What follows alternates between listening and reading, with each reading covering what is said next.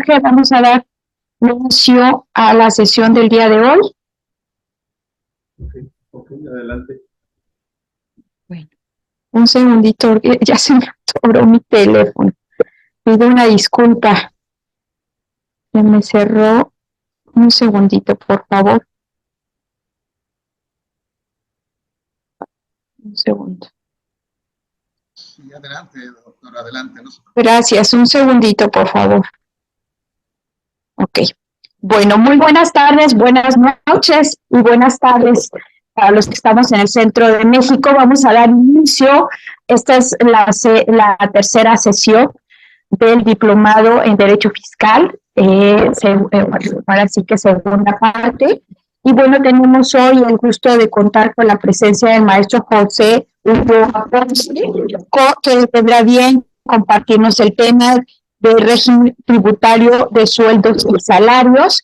Y bueno, quiero comentarles que el chat de las diferentes plataformas que estamos transmitiendo esta ponencia van a estar abiertas para que ustedes puedan hacer las preguntas que quieren hacerle llegar al maestro Ulloa. Nosotros se las formularemos, o bien si usted también le parece, maestro José, también puede ir contestando durante su presentación. Por otro lado, pues pedimos lo que siempre, el respeto tanto para nuestros ponentes como para nuestros participantes del día de hoy.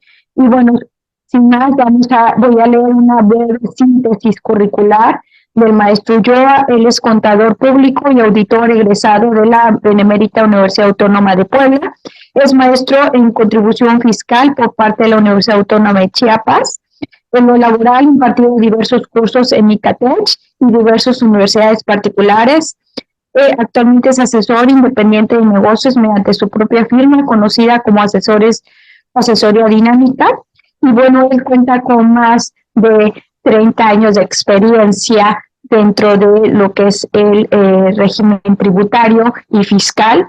Dentro de ellos ha tenido diversas participaciones, tanto de forma particular como en gobiernos de diferentes entidades. Sin más preámbulos, pues vamos a dar inicio y le cedo la palabra en este momento al maestro José Ulloa. Yo mantengo las cámaras apagadas, igual les pedimos que mantengan sus cámaras apagadas y sus micrófonos. Y para cederle la palabra al maestro, si quieren hacer alguna pregunta, por favor la formulan en los chats o pueden levantar la mano y el maestro en ese momento, si considera, pues le cederá la palabra y si no, se las haremos llegar al final de su ponencia. Bueno, sin más preámbulos, maestro Ulloa, le cedo la palabra. Adelante, por favor. Muchas gracias, doctora Rocío Farrera. Igualmente agradezco a la Barra Nacional de Abogados Fiscalistas y en particular al maestro Jorge Alberto Verdalet, a todos los que están haciendo posible la presentación de esta ponencia. Muchísimas gracias. De igual manera, gracias a los que se encuentran en línea, gracias por su tiempo y pues ya como me presentaron, un servidor, José Ulloa Ponce, voy a tener el gusto de compartir con todos ustedes un tema por demás trascendente, muy importante y que tiene que ver con el régimen fiscal de sueldos y salarios. De manera tal que vamos a dar inicio con esta presentación, ¿ok? Como ya dijimos, la dinámica que vamos a seguir básicamente nos lleva a que buscaré ir desahogando la información que traemos preparada para ustedes y con mucho gusto al final podríamos atender algunas consultas.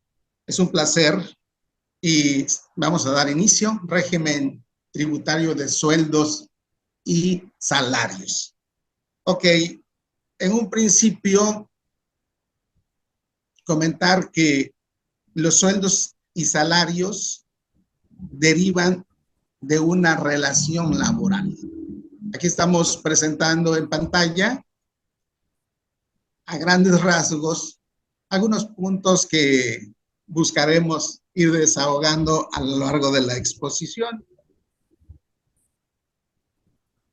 En cuanto al aspecto fiscal de este tema, de sueldos y salarios, quiero comentarles que se encuentra fundamentado en lo que es el título cuarto,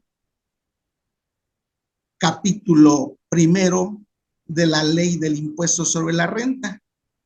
El título cuarto nos va a hablar de los ingresos que perciben las personas físicas. Nosotros, individualmente considerados, somos personas físicas con capacidades de adquirir derechos y obligaciones. Por lo tanto, el fundamento legal está enmarcado en el título cuarto, capítulo primero de la Ley del Impuesto sobre la Renta, a partir de lo que es el artículo 94, recorremos el 95, 96, 97, 98 y 99, que cierra este capítulo con el artículo 99, donde nos establecen las obligaciones que tienen los trabajadores. Ok, como para estar un poquito socializando el tema, también debo decir que tiene una relación directa este tema con lo que es la Ley Federal del Trabajo, puesto que es ahí donde se definen algunos conceptos de los que intervienen en esta relación laboral, ¿no? Entonces, nosotros al revisar la información encontramos con que en el artículo 8 de la Ley Federal del Trabajo se define a lo que es un trabajador. ¿Quién es un trabajador?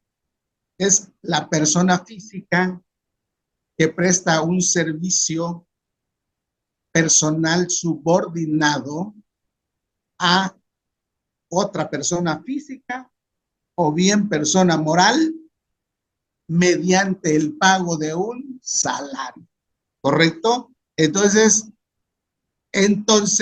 me gustaría estar posicionado en la diapositiva 2, por favor, para efectos de continuar con estas reflexiones de lo que es ahí, muchas gracias, de lo que es el trabajador y el patrón.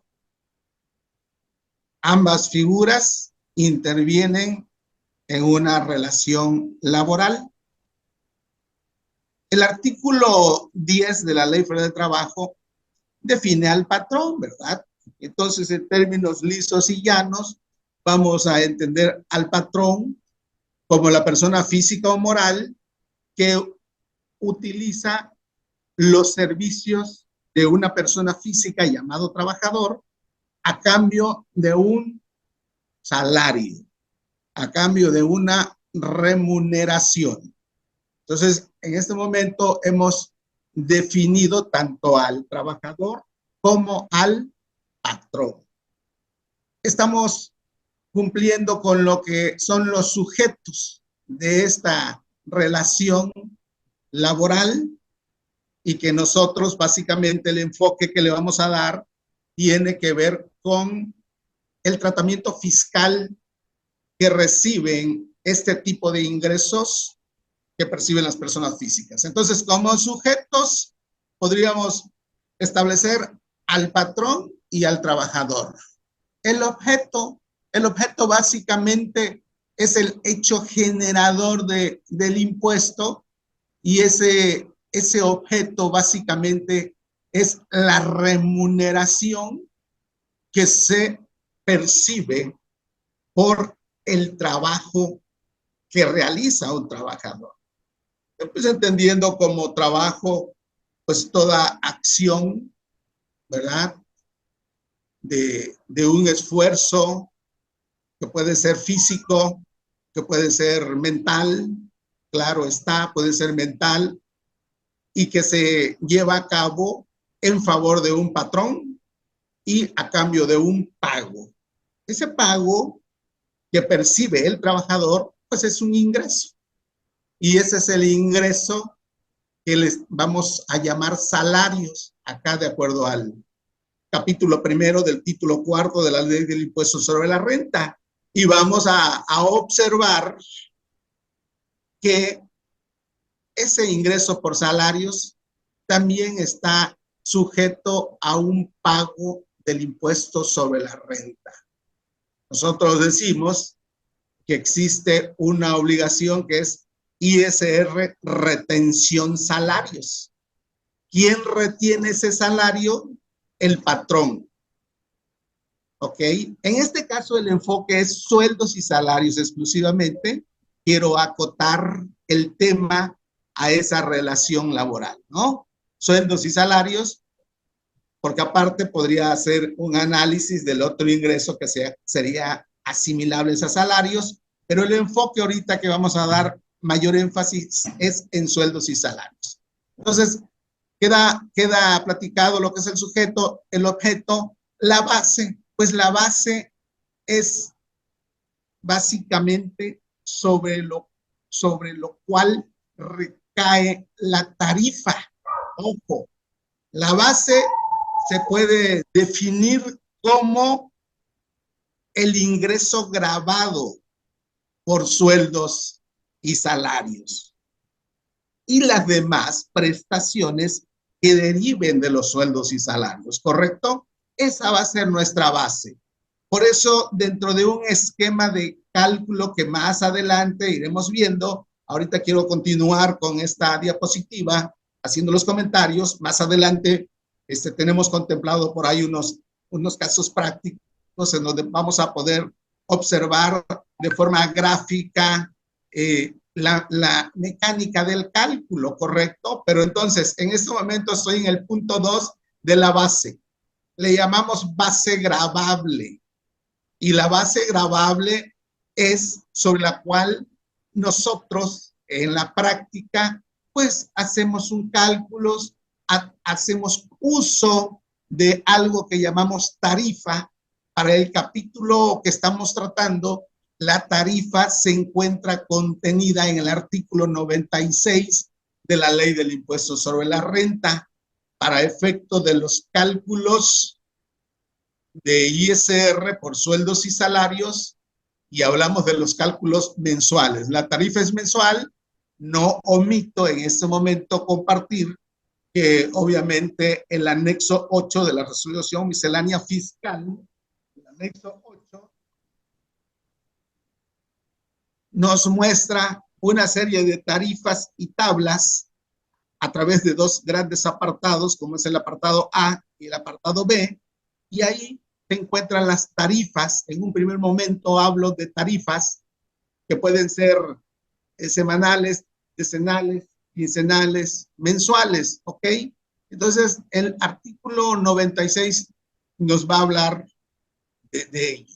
Entonces, la base es la base gravable, la que va a ser pasado por la tarifa para finalmente determinar si el ingreso gravado por sueldos y salarios nos va a generar un impuesto sobre la renta a retener, o bien en un segundo supuesto pudiese darse el caso que lejos de retener nos podemos encontrar con alguna cantidad a pagar de algo que conocemos como subsidio para el empleo, pero lo iremos agotando más adelante. Entonces, base tarifa, punto 2, punto 3.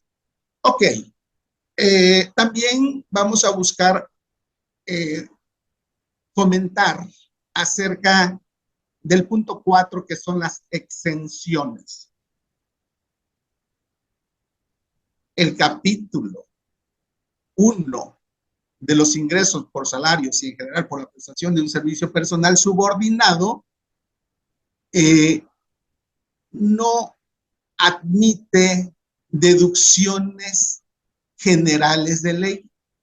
No tiene, este capítulo primero no tiene, a diferencia de otros capítulos del título cuarto, el capítulo primero no se reconocen deducciones generales de ley. Lo que sí contiene son exenciones, y exenciones para ciertos ingresos que derivan de la relación laboral, ¿correcto? Entonces hablamos de exenciones. Esas exenciones, en algunos casos, se mantiene un tope. Decimos, se encuentran topadas, ¿correcto? Igual y cuando hablamos de retenciones, pues las retenciones es como que la obligación que tiene el patrón, en este caso, de retener el impuesto correspondiente sobre los salarios que percibe el trabajador. Ok, esto es lo que podemos comentar de esta diapositiva. Y volviendo otra vez a tocar un poquito lo que es la Ley Federal del Trabajo, pues ahí es donde se enmarca la figura del trabajador, del patrón, y también de lo que es la relación laboral. La relación laboral que nace desde el momento mismo en que una persona física o moral llamada patrón contrata a otra persona física que conocemos como el trabajador, y independientemente el documento que se genere, ya existe la relación laboral, ya hay un elemento de subordinación por parte del patrón. ¿Por qué? Porque la subordinación, vamos a entenderlo así en términos sencillos, es como sinónimo de obediencia. El patrón es quien da a conocer al trabajador las condiciones, por ejemplo, las condiciones en que se va a llevar a cabo el trabajo. También es quien fija el sueldo en que se encuentra valuado el puesto que va a desempeñar ese trabajador. Es el patrón quien, en pocas palabras, da las órdenes, y entonces en esta relación laboral, el patrón da las órdenes y el trabajador le corresponde acatar esas órdenes y cumplirlas. Obviamente, alrededor de esta relación laboral siempre habrán derechos y obligaciones para ambas partes. Estas mismas obligaciones y derechos se encuentran contenido en un documento que conocemos como un contrato de trabajo. Bien, vamos a continuar con la siguiente diapositiva, por favor. Dentro de este tipo de ingresos que estamos analizando, derivado de la relación laboral, existirán otros conceptos como las compensaciones por separación, los ingresos por PTU, que es la participación de los trabajadores en las utilidades de las empresas, gratificaciones y primas, las primas que pueden ser primas dominicales, primas vacacionales. Pues bien, estos son ingresos que derivan de una relación laboral, ¿verdad? Si hablamos de una compensación por separación o por término de una relación laboral, pues ok, es un ingreso para el trabajador.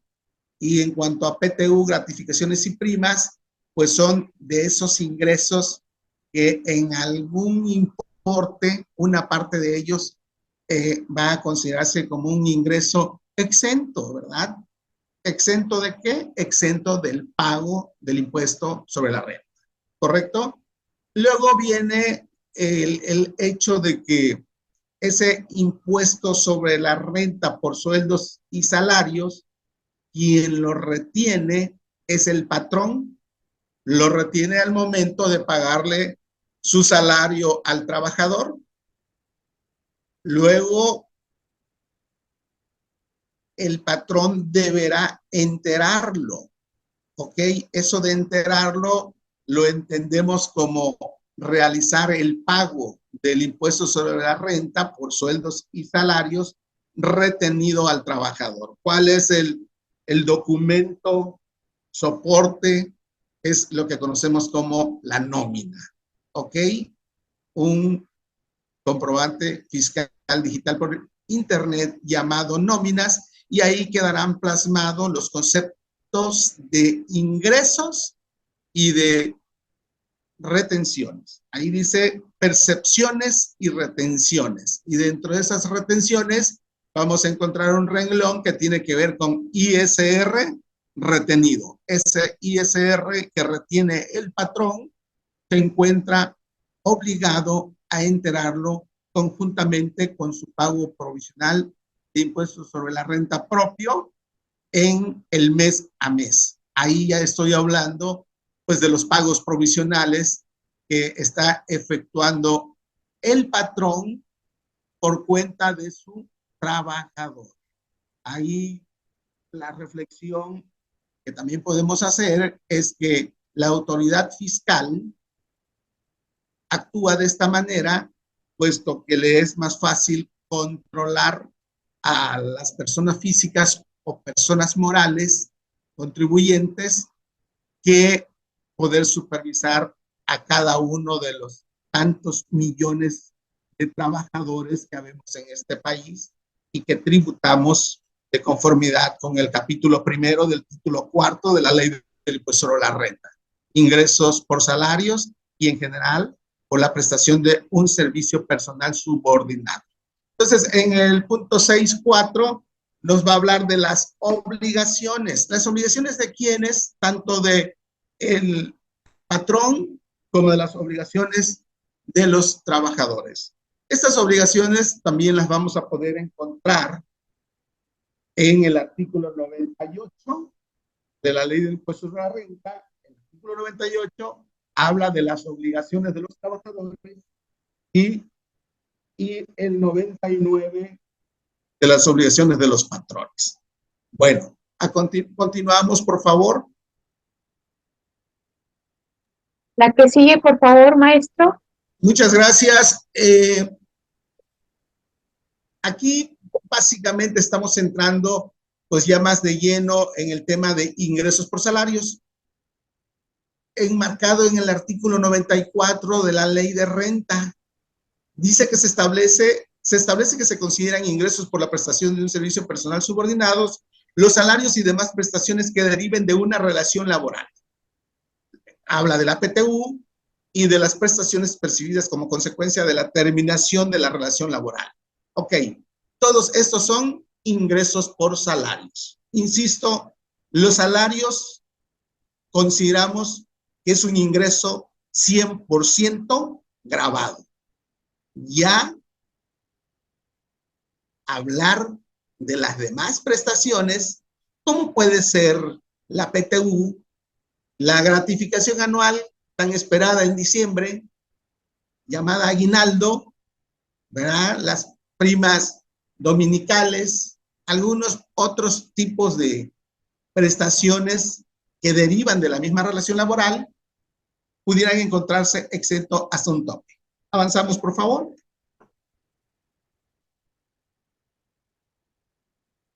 Bien, aquí estamos viendo lo que es el artículo 93, que nos señala justamente algunos de esos ingresos que derivan de la relación laboral y que derivan de lo que son los salarios mismos que se encuentran exentos. El artículo 93, amigos, es un artículo, digamos, clave. Es ahí donde vamos a ir a conocer cuál es el límite de exención que tiene el ingreso que estoy percibiendo como trabajador. Y en la fracción primera, rápidamente, ahí nada más los comentarios, refiere a lo que es el tiempo extraordinario, overtime, ¿ok? Entonces, nos indica hasta qué monto se van a encontrar exentos esos ingresos. Y aquí, una vez más, lo correlaciona con la legislación laboral, Ley Federal del Trabajo. Y entonces, en una primera instancia, nos dice que aquellos trabajadores que laboren tiempo extra van a tener, primero que nada, exentos lo que es 3 horas como máximo y en 3 veces a la semana, ¿ok? Hasta ese límite de ingresos, al hacer los números, encontramos cuál es la cantidad que va a estar exento. Ok, aquí clasifica a 2 tipos de trabajadores. Si el trabajador está percibiendo un salario mínimo, entonces dice la legislación laboral, ¿verdad?, que la prestación de esos servicios se realice en los días de, a ver, estamos en los 3 días a la vez en una semana y como máximo 3 horas. Entonces esto significa 9 horas. Hasta ese monto estará exento. Lo que rebase será un ingreso que proviene del trabajo de horas extras y se encontrará grabado para el trabajador que las labore. ¿Ok? En la otra categoría de trabajadores son aquellos que perciben arriba de un salario mínimo. A ellos le llama la ley los demás trabajadores. En ese caso, van a tener una exención del 50% de las remuneraciones por concepto de tiempo extra, ¿ok? También nos dice de prestación de servicios que se realice en los días de descanso sin disfrutar de otros en sustitución. Nos pone ahí una condición que no exceda el límite previsto en la legislación laboral y también nos dice sin que esta exención exceda del equivalente de 5 veces el salario mínimo general del área geográfica por cada semana de servicios. Bueno, en este caso sabemos que cuando la ley del impuesto a la renta haga referencia a salarios mínimos profesionales, nos vamos a remitir al valor de la UMA, ¿ok? La unidad de medida de actualización, pero sí estaríamos hablando igual de los 5, como quien dice, ese va a ser el tope máximo. Ya dependerá cada caso concreto, ¿ok? Entonces, en conclusión, el tiempo extraordinario, si quien lo trabaja es alguien que percibe el salario mínimo, la Ley Federal de Trabajo menciona que van a estar exentos 3 horas como máximo, o sea, las 3 horas están exentas y como máximo 3 veces a la semana. Por ello estamos diciendo que serían 9 horas a la semana, pero siempre que se cumpla esos límites de 3 horas y 3 veces a la semana. ¿Ok? Porque ahí quizás la reflexión es si en una jornada laboral el trabajador mete más de 3 horas, estamos hablando que ya rompió con lo establecido en este artículo y por lo tanto debería de gravar ese ingreso. ¿Ok? Concluir diciendo que el límite máximo siempre van a ser 5 UMAS. Aquí también estamos observando el tema de las pensiones y jubilaciones, que es otro de los ingresos que derivan de la relación laboral. Jubilaciones, pensiones, haberes de retiro. Dice cuyo monto diario no exceda de 15 veces, o sea, hace 15 UMAS. ¿Ok? Eso estaría también exento.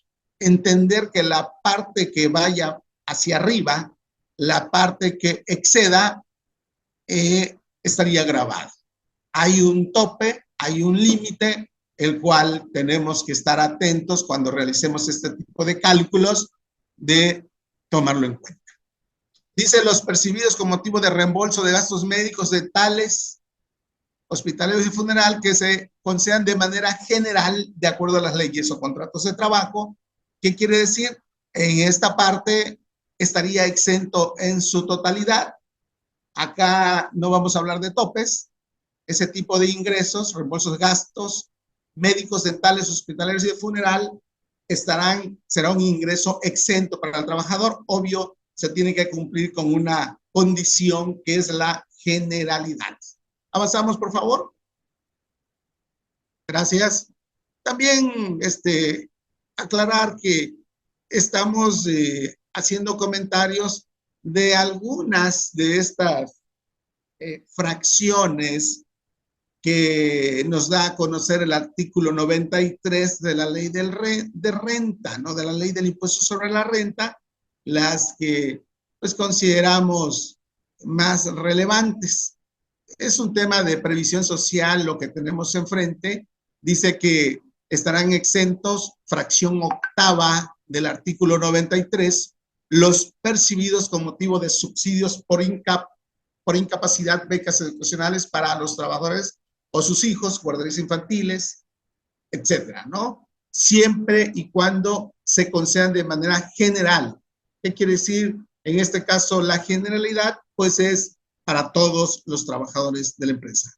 Por favor, continuamos. Gracias. Acá estamos viendo básicamente los límites de exención. Quisimos hacer un numerito ahí. En el caso dice que el límite de exención con fundamento en el 93 de la ley de impuestos sobre la renta, ok, último y penúltimo párrafo, en tratándose de ingresos de previsión social, dice que nos quedamos con que la suma de los ingresos por la prestación de servicios personales subordinados más las prestaciones de previsión social que no exceden de 7 UMAS, en este caso, ahí dejamos un número, 7 días, 7 UMAS, el valor de la UMA, 103.74, elevado esto al año, pues nos da un número de 265,000 con 55 pesos 70 centavos. El valor de la UMA es el valor actual, ¿verdad? Sí, entonces, si no excede de ello, ¿qué nos dice acá? Estarán exentos en su totalidad. ¿Qué pasa? Un supuesto distinto sería si se excede, entonces únicamente va a estar exento, dice 7 UMAS. ¿Ok? Avanzamos, por favor. El fondo de ahorro es otra de las prestaciones que derivan de la relación laboral y pues obviamente debe de cumplir con la característica de la generalidad, y para que ese ingreso se encuentre exento para el trabajador deberá cumplirse con la condición que sea igual el monto, ¿ok? El monto que aportan los trabajadores como los patrones, ¿ok? Y que no exceda de 13% del salario del trabajador, ¿ok? Avanzamos. Una vez más estamos checando la fracción 13ª, que tiene que ver con las primas de antigüedad, indemnizaciones y otros pagos por terminación de la relación de trabajo. Si ya llegó a su fin la relación laboral, tendría el patrón que indemnizar al trabajador, en este caso las primas de antigüedad, las indemnizaciones y cualquier otro pago por terminación de la relación de trabajo. Dice que sí, hay un monto exento y ese monto corresponde a 90 UMAS, ¿ok? También nos hace la aclaración que toda fracción de más de 6 meses deberá ser considerada como un año completo. Esto para efectos de los cálculos y poder determinar la antigüedad, el tiempo que permaneció unido en una relación laboral ese trabajador. La PTU también es un ingreso que deriva de la relación laboral y que tiene un tope de hasta 15 UMAS, ¿ok? Nos aclara que este tipo de percepciones no corresponden de lo que es previsión social, ¿ok? También las gratificaciones anuales, aquí es donde viene el tema de los aguinaldos. Tenemos un límite de exención de hasta 30 UMAS.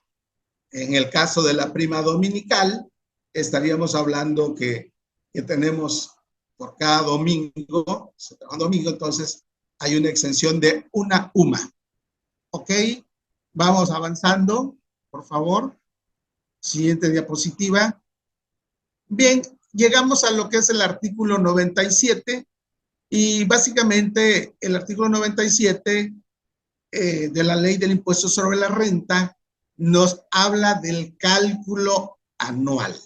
A ver, desde que nace la relación laboral y el patrón le paga su salario al trabajador, dijimos que el patrón está obligado a retener y enterar ese impuesto sobre la renta que le retuvo a su trabajador, mismo que consta en la nómina. Bien, pues si los pagos son semanales, quincenales, cualquiera que sea la forma de pago, siempre vamos a llevar un control de ese impuesto sobre la renta por sueldos y salarios que retenemos y obviamente el patrón está obligado a enterarlo mediante declaración a las autoridades fiscales. Una vez que concluye el ejercicio fiscal, hay la obligación para el patrón, en este caso, de efectuar un cálculo anual. Básicamente es como un recálculo hacia lo que son los ingresos que percibió ese trabajador.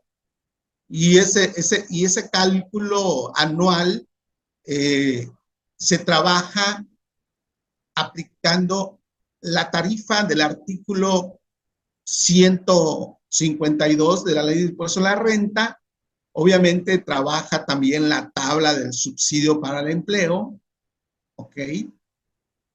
Y derivado de ese cálculo anual, pues vamos a verificar si las cantidades que le retuvimos por concepto de ISR a lo largo del año fueron las correctas o bien pudiera darse situaciones como que le dejamos de retener algún importe, motivo por el cual mediante el cálculo anual estaríamos determinando un ISR a cargo anual, o por qué no, también pudiese darse el caso de que a través de esas retenciones que le hicimos a lo largo del año, le retuvimos algunas cantidades en exceso, mismo que mediante cálculo anual se estaría quedando como un saldo a favor de dicho trabajador. Ok, entonces este cálculo anual nos establece la obligación en el artículo 97 y también hace referencia al artículo 96, que es en donde se encuentran contenidas las tarifas de la Ley de Impuesto a la Renta y obviamente el artículo 10º, ¿verdad? En donde está la tabla del subsidio, fracción primera para efecto de los cálculos mensuales, fracción segunda para efectos del cálculo anual, ¿ok? Y también nos da una mecánica de cálculo básicamente. Aquí nos está diciendo que el impuesto anual se determinará disminuyendo de la totalidad de los ingresos obtenidos en un año de calendario nótese que la ley establece la totalidad y estamos hablando del capítulo primero, salarios. Y la totalidad son los salarios y las demás prestaciones que deriven de esa relación laboral. Entonces, consideramos la totalidad, ¿ya? Por los conceptos a que se refiere este capítulo. Obviamente lo demás no aplica en nuestro caso, aquí en nuestro estado de Chiapas, y dice que hubieran retenido un año de calendario, al resultado obtenido se le aplicará la tarifa del artículo 52 de esta ley. Contra el monto que se obtenga, se acreditará el importe de los pagos provisionales efectuados en los términos del artículo 96 de la propia ley del impuesto a la renta. Esta lámina la traemos adelante en lo que corresponde a los casos prácticos. Quizá vamos a poder relacionar esta información con un cálculo numérico que tenemos en la parte final. Vamos a avanzar, por favor, si es tan gentil. Bien, aquí vamos a ver algunos supuestos de quienes presentan anual. En esta información me gustaría hacer énfasis en que hay contribuyentes de este capítulo primero, estamos llamando trabajadores y que perciben salarios, que están obligados a presentar una declaración anual. Y hay otros trabajadores que pueden optar por presentar esa declaración anual. Y entonces nos dice, ¿quiénes presentan anual? Cuando además obtienen ingresos acumulables distintos de los señalados en este capítulo. El capítulo de referencia o en cuestión es salarios. Pero si yo soy un trabajador que trabajo para una persona física o moral, soy trabajador, pero adicionalmente percibo ingresos por intereses, por ejemplo, entonces los intereses son ingresos de un capítulo distinto al capítulo primero. Significa esto que estoy percibiendo ingresos de dos capítulos diferentes. Entonces, ese solo hecho me lleva a que debo presentar mi declaración anual. El B dice, cuando se hubiera comunicado por escrito al retenedor que se presentará declaración anual. Este inciso B, podemos pensar justamente de que aquí se trata de un trabajador que por así convenirle, porque él a través de que ya visualizó el aplicativo, ya revisó su declaración anual en el portal del SAT y observa que tiene saldos a favores, hay algo que más adelante haré un comentario rápido, que se conocen como deducciones personales. Si ese trabajador tiene la cultura desde que inicia el nuevo año, enero, febrero y hasta diciembre, por ejemplo, él trabaja el aspecto de las deducciones personales, entonces él sabe que le va a llevar a obtener un saldo a su favor, mismo que podrá solicitar en devolución y luego entonces él releva a su patrón de la obligación de presentar la anual, es decir, le comunica por escrito al retenedor, en este caso el retenedor es el patrón, de que será él quien cumpla con la declaración anual y de esa manera ya el patrón no presenta por ese trabajador, puesto que el trabajador optó por presentarla él. ¿Ok? En ese caso, pues está presentando su anual el trabajador. Cuando dejen de prestar servicios antes del 31 de diciembre del año de que se trate, o cuando se hubiesen prestado servicios a dos o más empleadores en forma simultánea. En este caso, también se está obligado a presentar anual. Cuando obtengan ingresos por los conceptos a que se refiere este capítulo, de fuente de riqueza ubicada en el extranjero, ok, ese artículo 113, estaríamos hablando 96. Ahí, por favor, ofrezco una disculpa, el artículo de referencia es 96. Por lo tanto, estamos analizando los supuestos que presentan anual.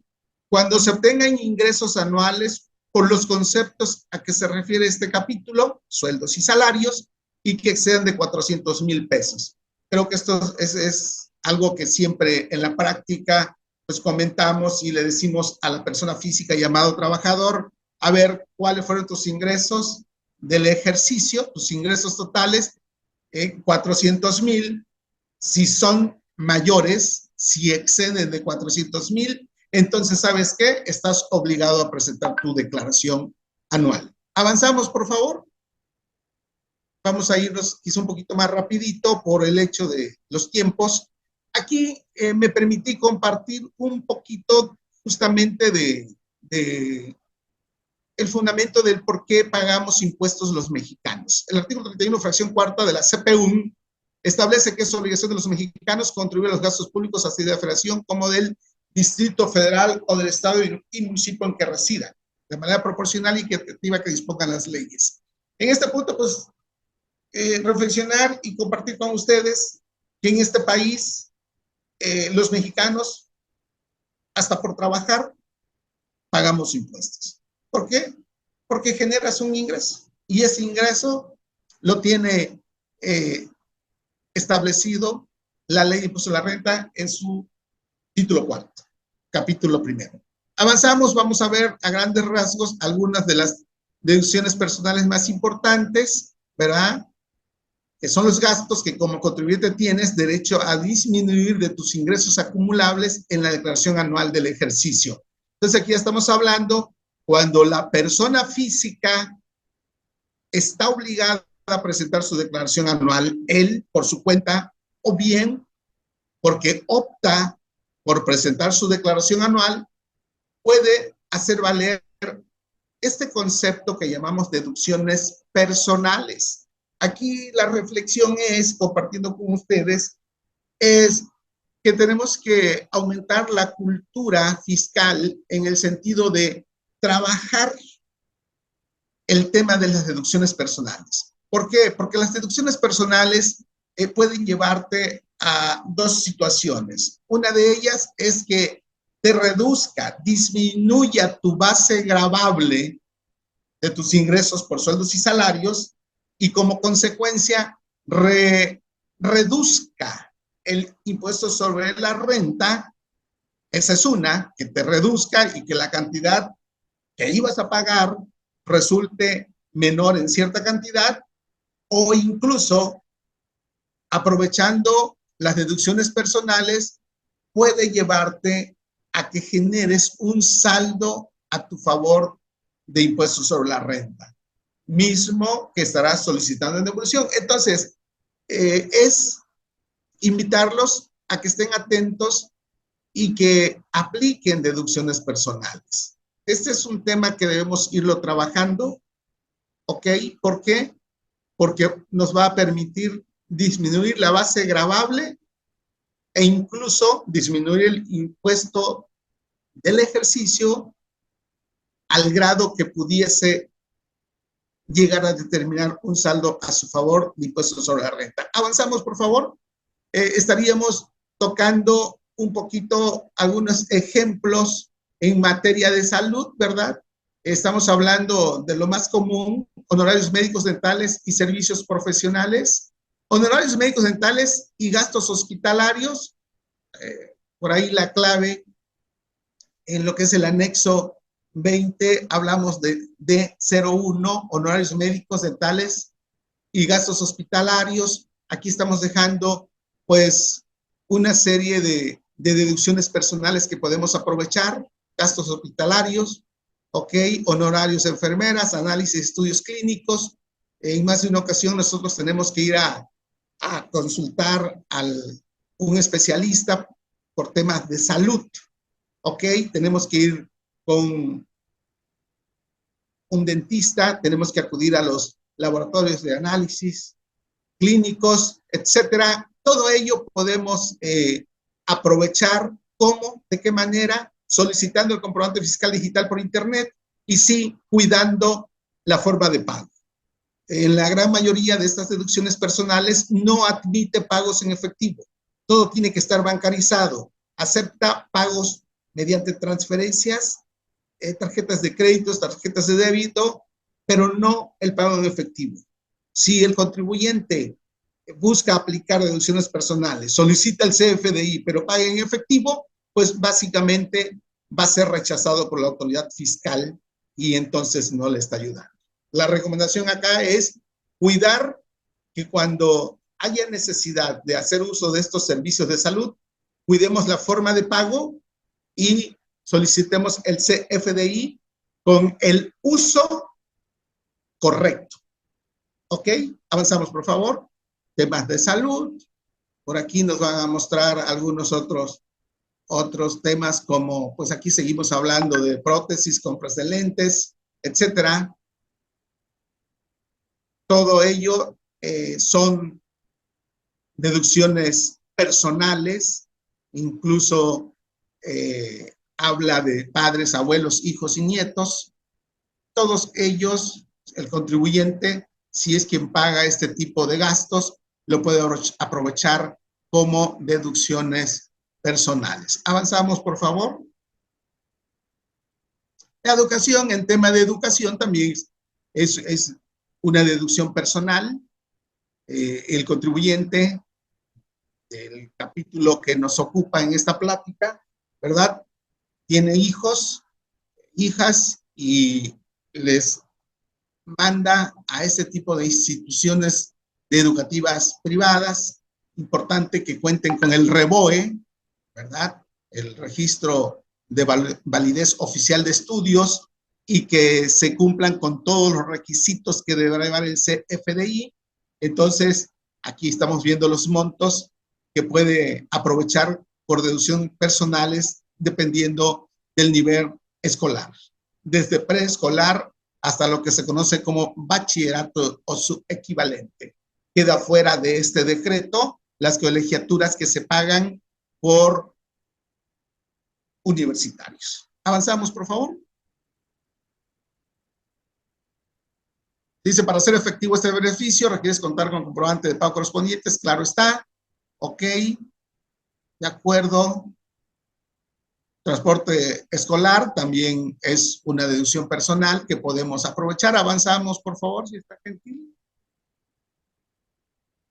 Los gastos de funerarios, gastos funerales, es un momento quizá difícil, pero que en alguna ocasión tenemos que enfrentar y entonces es parte de las deducciones personales. Los intereses reales por créditos hipotecarios, también el interés real que hemos observado en estos últimos 2 ejercicios que por tema de inflación están ayudando muy poco, pero sin embargo está contemplado en el artículo, esto de las deducciones personales lo fundamentamos en el artículo 151 de la ley del impuesto a la renta. Todos los conceptos de deducciones personales que estamos comentando se encuentran contenidos en el artículo 151 de la ley del impuesto a la renta a lo largo de sus diferentes fracciones. Avanzamos, por favor.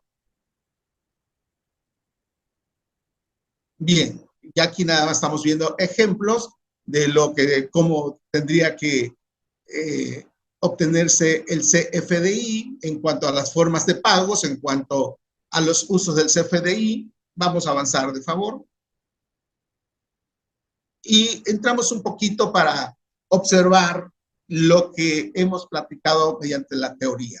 Nos permitimos hacer un esquema de cálculo de lo que es el ingreso por salario. En este caso estamos haciendo referencia básicamente a lo que son ingresos por salarios, ¿ok? Y en este caso es un trabajador que percibe un salario arriba del mínimo.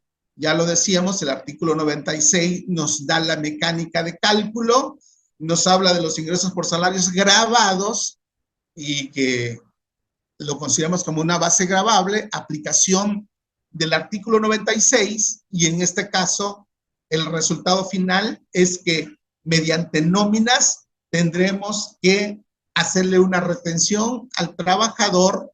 Este es ingreso mensual. Aclaro, si percibe un ingreso por salarios de 15,000, concluimos con que se le deberá retener 1,552.78. Vamos a avanzar, por favor. Este fue arriba del mínimo. Avanzamos con la siguiente, si es tan gentil, para ver. Aquí buscamos ejemplificar el caso de un trabajador que percibe un salario mínimo, ¿ok? De entrada, estamos corriendo el procedimiento establecido en el artículo 96. Estamos haciendo usos de la tarifa en un principio y de la tabla de subsidio para el empleo. Y bueno, en el artículo de ley, que ya vimos con anterioridad, nos habla que los trabajadores que perciban un salario mínimo se considera como un ingreso exento, por lo tanto, no hay retención para trabajadores de salario mínimo, no hay retención de impuestos sobre la renta. Avanzamos, por favor.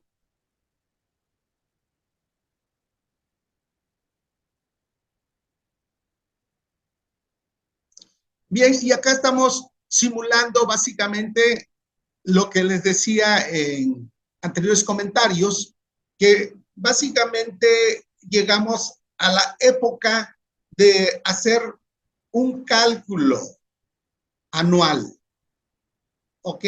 Un cálculo anual, estamos viendo aquí de Claudia una consulta.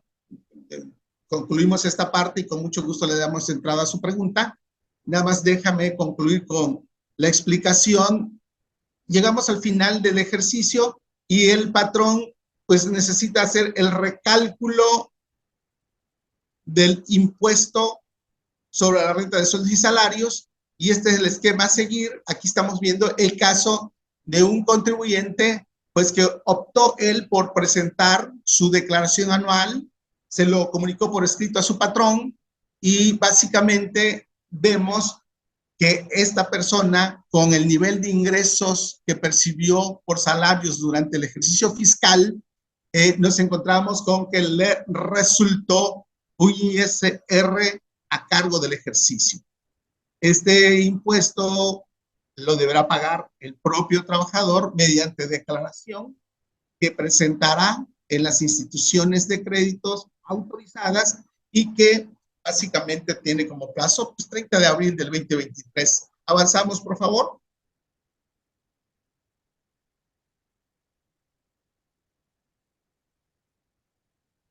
En este caso, estamos analizando el caso de otro trabajador que percibió ingresos por salarios, ¿ok? Grabados en su totalidad. Trae una parte exenta, como vemos ahí, 4,330 es un ingreso exento de la totalidad de ingresos. 586,607 le disminuimos los ingresos exentos, que bien pueden ser por prima vacacional, puede ser por aguinaldo, y conste, aquí estamos diciendo que la exención está topado, como lo veíamos de acuerdo al artículo 93. Hay un tope para lo que es aguinaldos, hay un tope para lo que es prima vacacional, pues de ahí deriva ese ingreso exento, mismo que se disminuye, llegamos a la base gravable, aplicamos el procedimiento correspondiente, usamos la tarifa del artículo 152, que es donde se encuentra la tarifa anual aplicable, y vemos qué pasa aquí. Mediante el cálculo anual, le resulta un ISR del ejercicio de 117,317 pesos. Sin embargo, el patrón le retuvo a lo largo del ejercicio fiscal 118,114 pesos, y como consecuencia de ello, este trabajador le está resultando un saldo a su favor. Este saldo a favor, ahí lo dejamos establecido, puede solicitarlo en devolución y lo hará de conformidad con el artículo 22 del Código Fiscal de la Federación, proporcionando una cuenta clave y el nombre del banco, o bien puede optar por compensación de conformidad con el artículo 23 del Código Fiscal de la Federación. Si es tan gentil, avanzamos, tenemos otra lámina por ahí. Pues no, a ver si no sé, creo que omití por ahí observar, si es tan gentil, nada más las dos anteriores, si me regresa por favor. Exacto, bien. Bueno, aquí este es el punto. Aquí podríamos también observar que hay ingresos por salarios grabados trae ingresos exentos este trabajador. Al disminuirlo, determinamos los ingresos acumulables, lo que básicamente es la base gravable, 681,799, y en este caso están participando las deducciones personales en la cantidad que ahí se observa. Esas deducciones personales están fundamentadas en el artículo 151. Como una reflexión, busquemos trabajar el tema de las deducciones personales, puesto que en este caso observamos que ayudó a disminuir la base gravable y aún así al trabajador le resultó un impuesto a cargo del ejercicio, pero que si no hubiese trabajado las deducciones personales, sin duda el impuesto a cargo hubiese sido un poco, pues, mayor. Entonces, que creemos una cultura, sería el mensaje de trabajar las deducciones personales. Pues hay personas contribuyentes que se organizan y dicen 2 veces al año me hago un chequeo médico completo, general, y cuido la forma de pago, solicito el CFDI y esas deducciones personales las haré valer al momento de presentar mi declaración anual por sueldos y salarios. Pues con esto básicamente estamos concluyendo esta participación. Muchas gracias. Al contrario, gracias a usted, maestro. Tenemos algunas preguntas, si me permite realizarle una por una y para darle contestación y seguir un orden. ¿Le parece bien, maestro, y yo? Me parece perfecto, doctor. Adelante. Gracias. Bueno, dice, cuando me retienen, ¿cuánto me retienen, perdón, del ISR si gano el salario mensual? Perdón, ¿si gana qué salario? Mínimo mensual. Bueno, dejábamos establecido que el ingreso que percibe un trabajador de salario mínimo, ya sea que la periodicidad sea mensual, quincenal o semanal, ese ingreso de salario mínimo, la ley del impuesto a la renta establece que estará exento. Por lo tanto, no se genera ninguna retención de impuestos sobre la renta. Ok, perfecto. Gracias, maestro. Una más dice, estoy en el régimen de sueldos y salarios y trabajo para más de un patrón. A ver, como que perdí un poquito la parte final de la pregunta, por favor. Gracias. ¿Estoy en el régimen de sueldos y salarios y trabajo para más de un patrón? Ok. A lo largo de los artículos que estuvimos revisando, nos dice que el trabajador puede tener 2 o más patrones y sin que ello pensemos que se sale de lo que es el régimen de sueldos y salarios.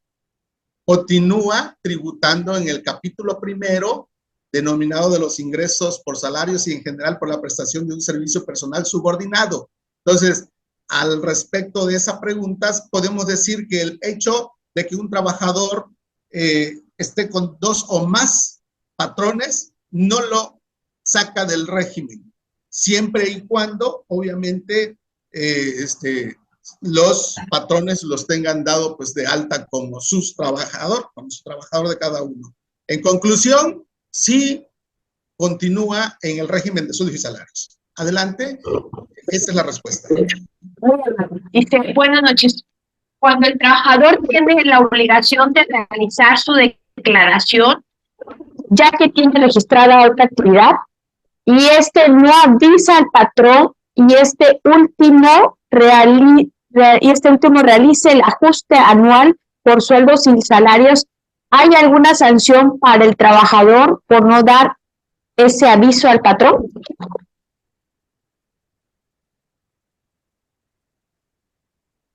No tengo contemplado alguna sanción, Sin embargo, es obligación del trabajador comunicarle por escrito al patrón, ¿correcto? Por lo tanto, se estaría violando una disposición fiscal y sí sería sujeto de una sanción el trabajador. Ya, ok.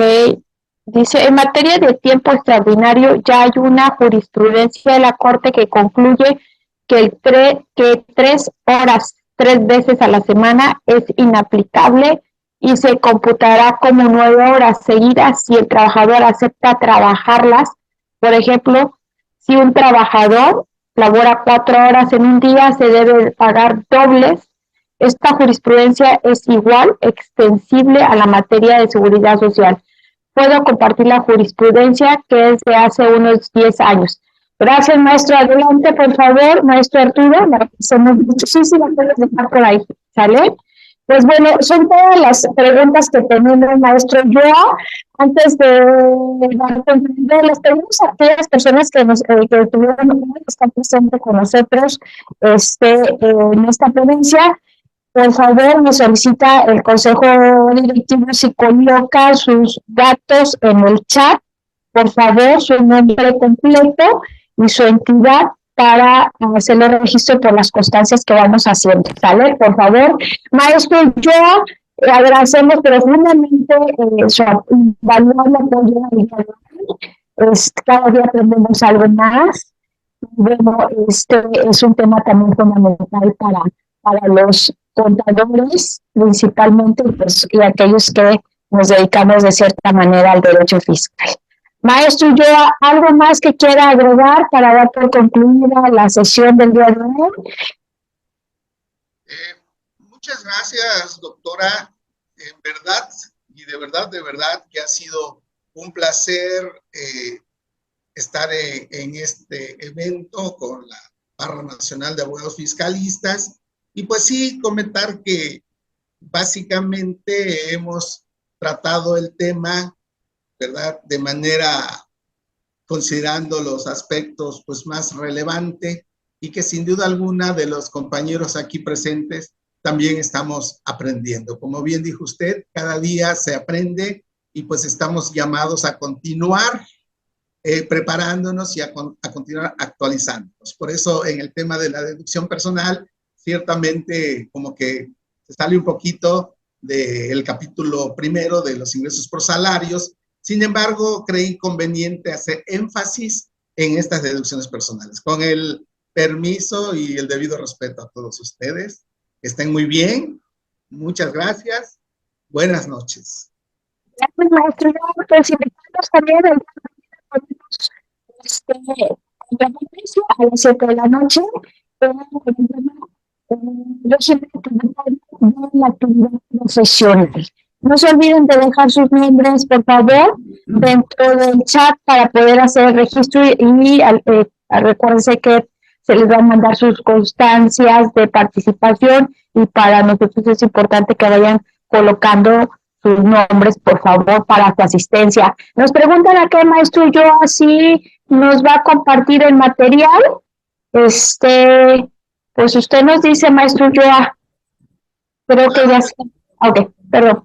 Perdón, claro que sí, con mucho gusto compartiremos el material, con mucho gusto y muchísimas gracias a todos los que pues nos otorgaron, nos regalaron su tiempo para escucharnos y con gusto compartiremos el material y quedamos a la orden. Gracias, maestro Joa. Maestro Jorge, ¿algo que desea agregar? Gracias, maestro Joa. Un placer que me dio mucho gusto verlo y que nos haya apoyado el día de hoy con una ponencia muy experta y muy clara el día de hoy. Muchísimas gracias. Invitarlo también para que nos acompañe dentro de la Barra Nacional de Abogados Fiscalistas de México. Me gustaría que formara usted parte de ella dentro de nuestra asociación y que se integre también al chat que tenemos para todos los integrantes. Espero que nos acepte la invitación y que nos dé su autorización para efecto de que podamos retransmitir este video para futuros compañeros que no aparecieron el día de hoy y para días siguientes, que lo vamos a retransmitir en vivo también por vía Facebook y de nuestros canales de internet que tenemos. Si es posible, si le parece bien que lo podamos retransmitir, para que nos dé usted su consentimiento, por favor, maestro Joa. Con mucho gusto, abogado Jorge Alberto Verdalet. Será un placer. Será un placer integrarnos a la barra nacional de abogados fiscalistas. Claro que sí. Muy amable. Gracias por la invitación. Gracias a ustedes, maestro. Gracias a todos los que nos acompañaron el día de hoy y nos vemos el día de mañana. Que pasen. Mañana no se olviden, tenemos la de actividad empresarial, no se olviden. Es mañana misma hora. Gracias. Buenas noches a todos. Buenas noches, hasta luego. Gracias, que descanse. Buenas noches a todos. Bendiciones. Gracias, saludos. Hasta luego. Ay, hasta luego.